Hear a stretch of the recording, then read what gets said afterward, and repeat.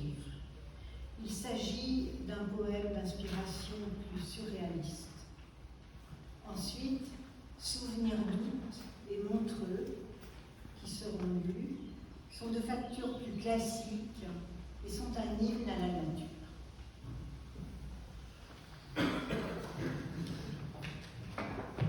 Les captifs. L'arche des longues marches et l'arche des ponts. L'archipel des songes sur la mer du Japon. Les pêcheurs de nacre et d'éponges. Les sanglots.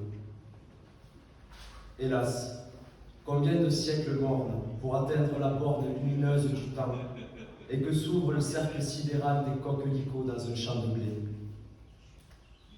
L'homme dévide le fil d'Ariane et d'angoisse. L'homme défie l'horreur du vide, puis il découvre l'Amérique et la face inconnue de la Lune. Tout est nouveau, même le rêve dont c'est la mue dans le cerveau d'une machine électronique.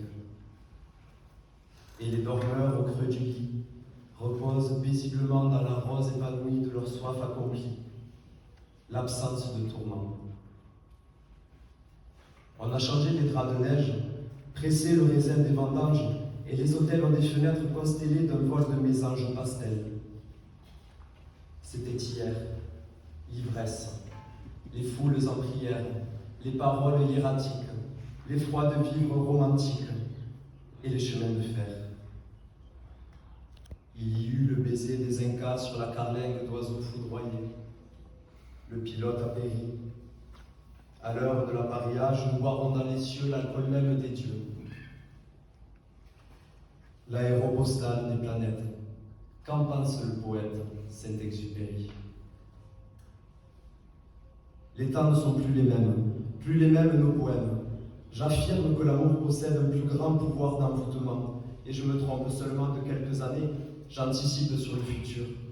Moi qui suis né dans une crypte au flanc des morts, moi qui me suis perdu dans les pyramides d'Égypte, 1000 fois par jour.